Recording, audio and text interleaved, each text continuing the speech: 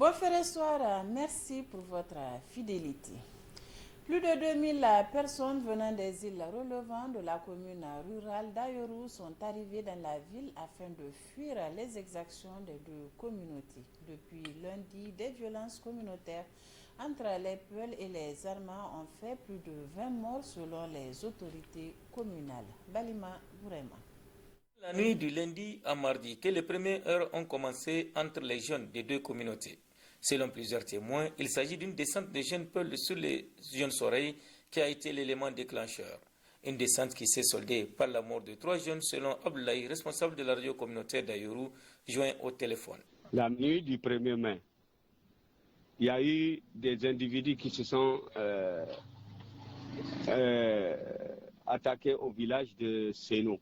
Là, ils ont tué une personne. Ils sont venus à Beiba-Tanba. Je ne sais pas si vous connaissez ces villages. Beiba-Tanba. Ils sont venus, ils ont trouvé 2 jeunes. L'autre, il est venu de l'Italie. C'est juste pour venir dire bonne fête à ses parents. Et il va retourner. Donc, comme ça fait longtemps, il n'est pas venu au village. Il avait l'envie de vivre ce qu'il vivait avant. Il faisait la pêche. Donc, ils ont pris un épervier pour aller faire la pêche au bord du fleuve la nuit. Donc, ils sont venus les trouver. Ils les ont tirés à bout portant, chacun dans la tête. Au moins 22 personnes ont perdu la vie au cours de ces différentes attaques dans les villages. Selon le maire, à ce jour, plus de 2000 personnes sont arrivées dans la ville d'Ayoru. Les villages vraiment attaqués, c'était 5. Ils sont venus depuis le 3.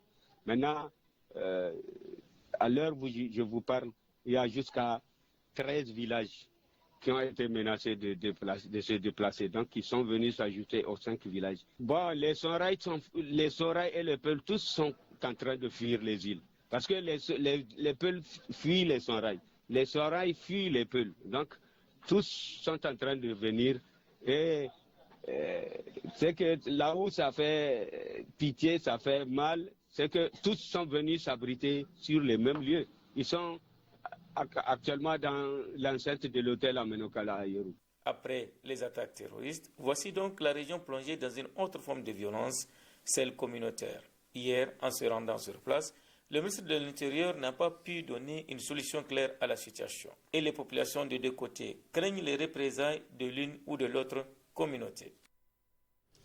La ministre en charge des mines du Niger a signé ce matin un protocole d'accord au nom du Niger avec l'entreprise française Orano, une entreprise spécialisée dans le domaine de l'extraction de l'uranium. Un accord qui intervient après quelques années de négociations. Le compte rendu avec Aïchatou Mamadou et Luc Ouga. L'entreprise française Orano Mining, fondée par Orano, acteur majeur de l'énergie et du combustible nucléaire, est spécialisé dans l'extraction de l'uranium après quelques années d'absence dans l'exploitation d'uranium dans le nord du pays, marque son retour. Un retour matérialisé par un accord signé entre Orano Mining et l'État du Niger, ici représenté par la ministre en charge des mines. Dans le cadre du programme de renaissance, nous nous sommes engagés dans la diversification des minerais, dans la diversification des partenaires. Nous retenons que la production uranifère garde toujours le premier rang.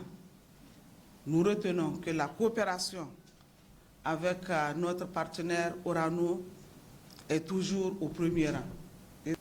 Il faut apprécier le fait que Orano ait accepté l'abandon de créances de Imuraren SA à hauteur de plus d'1 milliard, alors que normalement, en tant qu'actionnaire, ce sont des charges que nous étions obligés de partager entre Orano et l'État du Niger.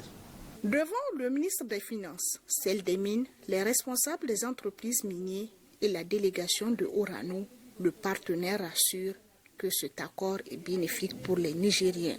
En passant, il cite quelques exemples de retombées. Il y a des retombées d'ordre fiscal, il y a des retombées d'ordre du domaine des compétences, et il y a des retombées du domaine de l'impact pour les populations locales. Si je les prends en ordre, inverse. En termes de retombées pour les populations locales, je ne crois pas me tromper en disant qu'aujourd'hui, les départements autour des sites d'implantation des mines sont les départements qui, à l'exception possible de la ville capitale Niamey, ont les plus forts taux d'alphabétisation, sont les seuls qui n'ont pas d'école paillote, sont ceux dans lesquels la population a un grand accès aux soins. Les écoles soutenues par les mines sont celles qui, chaque année, placent des élèves dans les meilleurs étudiants du Niger, avec les meilleurs résultats au baccalauréat. Les mines, dans la durée, ont formé des milliers de travailleurs et des centaines d'ingénieurs. Les retombées fiscales sont publiées. Le Niger est membre de l'ITIE et Orano est une entreprise qui supporte l'ITIE depuis la fondation de l'ITIE. N'importe qui veut savoir quelles sont les retombées fiscales.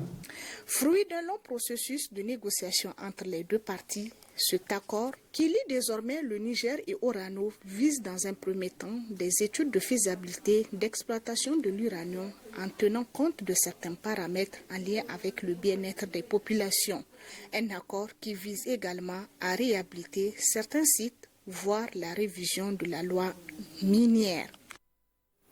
Série de visites hier à mercredi dans la région de Maradi sur les différents sites du projet intégré de développement urbain et de résilience multisectorielle Pudirem Galley Mazada.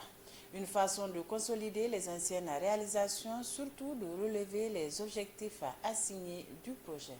Le commentaire de Mohamed Alpha sur les images du bureau reportage à Bonferré, Maradi. Ce mercredi 3 mai 2023, une série de visites a été effectuée sur les différents sites du projet intégré de développement urbain et de résilience multisectorielle Pudirem Galley Mazada dans la région de Maradi. De prime abord, dans un esprit de courtoisie, les sultans de Kassina et du Gobir ont reçu la délégation. Après les salutations cordiales, la délégation, accompagnée de ses partenaires techniques et financiers, s'est rendue sur les sites. Tous ces efforts, en fait, se basent sur des réalisations qui ont été faites dans le cadre du PGRCDU, le projet précédent qui a clôturé récemment, et aussi sur les réalisations du MRI qui a également clôturé récemment en octobre 2022. Donc nous avons noté une dynamique très positive ici à Maradi. Nous sommes en tout cas très à l'aise et nous prouvons à quel degré ces services sont vraiment au niveau des populations. N'oubliez pas surtout aussi ces documents de planification qui ont été mis à votre disposition qui permettent de nous mettre à l'abri de on n'a pas eu ceci, on n'a pas eu cela, mais plutôt chaque fois quand on vient en contact avec les populations, elles nous disent nous sommes contents. Financés par la Banque mondiale, les partenaires se sont engagés à soutenir les efforts de redressement et de reconstruction suite aux inondations. Dans le cadre du nouveau projet, intitulé Projet intégré de développement urbain et de résilience multisectorielle, nos interventions au niveau de la ville de Maradi et son interland de Tchibiri vont coûter à peu près 15 milliards. De nos francs CFA. C'est effectivement le deuxième partenaire après Niamey qui a eu ce niveau de réalisation et je pense que nous ne nous sommes pas trompés.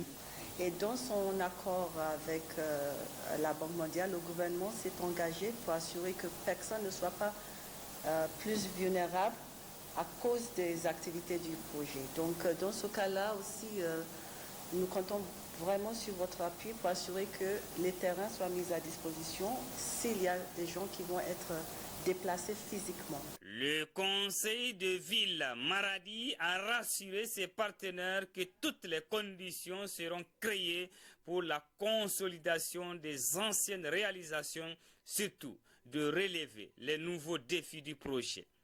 La Banque mondiale, qui aujourd'hui, je peux le dire, est le premier partenaire stratégique de la ville de Maradi en termes d'allègement, n'est-ce pas, de l'exécution de notre budget. Parce que nous ferons l'évaluation, l'estimation des différentes activités à travers notre planification il y a un certain nombre de travaux qui dépassent la capacité financière de la ville de Maradi. Aujourd'hui, presque toutes ces réalisations ont été faites grâce à la Banque mondiale, plus précisément. Le PIDUREM Galley Mazada a pour mission d'accroître la résilience des communautés face aux inondations et améliorer l'accès aux services de base dans les municipalités. L'éclat de cette série de visites a été la distribution des cadeaux aux personnes qui se sont impliquées en vue de faire le PIDUREM un projet émergent à la grande satisfaction des populations des zones inondables. Ouverture ce matin à l'hôtel Bravia de Niamey d'un atelier de validation de la stratégie sur les solutions durables pour les personnes déplacées internes au Niger. Cette rencontre vise donc à faire des propositions et des recommandations pour l'aboutissement de ce projet. Retrouvons Mohamed Alpha et Ibrahim Idi. Le présent atelier de ce jeudi 4 mai 2023 s'articule autour de l'enrichissement et la validation de la stratégie nationale sur les solutions durables pour les personnes déplacées internes et son plan d'action.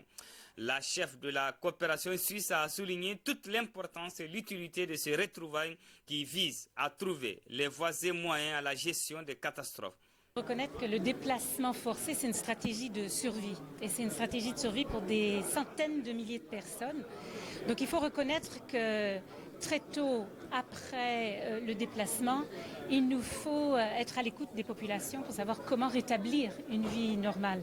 C'est tout l'enjeu d'une stratégie de solution durable. C'est-à-dire si certaines personnes peuvent envisager un retour dans leur village, leur lieu d'origine et recouvrer leurs moyens de production, que les enfants retrouvent le chemin de l'école.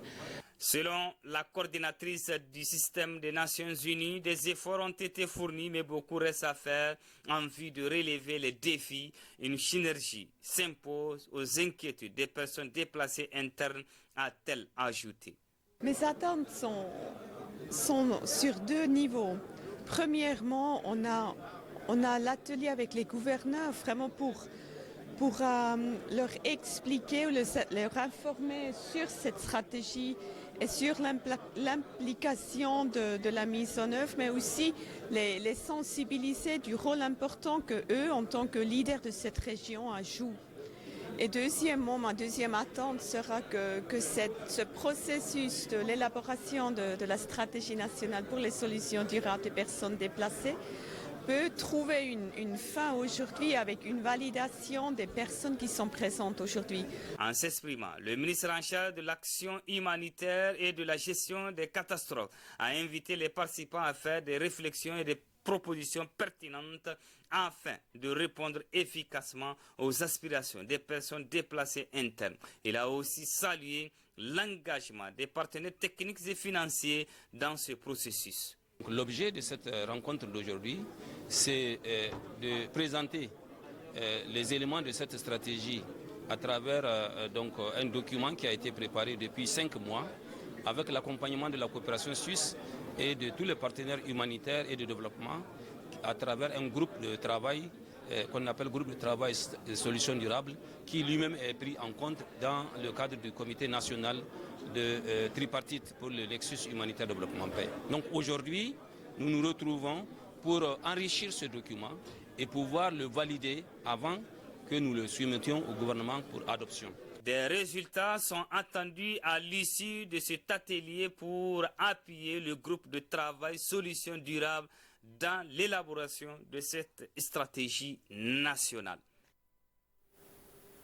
Les appelés du service civique de l'enseignement déservent depuis quelques jours une grève illimitée. Ils exigent le paiement de leur pécule de 2 mois. Le constat avec Suleiman Ousmane. Les appelés du service civique de l'école normale supérieure ont cessé toute activité jusqu'à nouvel ordre. Ils réclament 2 mois d'arriérés de pécule. Depuis 2 semaines, nous avons décidé de partir en grève pour des raisons du non-paiement de notre pécule, en tout cas de nos pécules, de 2 mois. Il s'agit du mois de mars et avril. Et je continue aussi à vous dire que nous sommes des civicards sortis de l'école normale supérieure, c'est-à-dire les professionnels de l'éducation. On nous a affectés, en tout cas c'est légal, dans des collèges ruraux et des lycées. Et on nous a laissés comme ça. Et vous savez que l'enseignant, il est créateur. L'enseignant doit créer. On ne peut pas créer avec ventre vide. Donc c'est la raison pour laquelle nous avons décidé, en tout cas, en unanimité, en tout cas avec l'ensemble de nos délégués qui sont à l'intérieur du pays, pour aller en grève illimitée. Face à cette situation ainsi créée, les enseignants concernés lancent leur cri de cœur. L'appel que nous lançons justement aux autorités, c'est de nous désintéresser pour que nous puissions remettre les copies, les notes, mais aussi participer à l'examen, aux examens blancs, y compris même aux examens de la fin de l'année. Parce que nous avons décidé, tant qu'on ne nous a pas payé, nous n'allons pas travailler, nous n'allons pas corriger les copies, nous n'allons pas assister aux devoirs, nous n'allons pas assister à la composition. Il faut que nous soyons mis dans nos droits. Un dernier appel aussi à l'endroit de nos camarades, c'est leur dire d'avoir confiance en nous. C'est tout ce que nous allons leur dire. À ce jour, ce sont près de 700 enseignants des appelés du service civique de l'école normale supérieure de 2 promotions qui sont concernés par cette situation. Ces dernières et pères de famille ont fêté la fête du Ramadan sans percevoir leur pécule. Ils exigent du gouvernement une solution rapide à leurs préoccupations. Ici se referme cette édition d'information. Merci de nous avoir suivis. Excellente soirée en compagnie des programmes de la télévision. Bonsoir.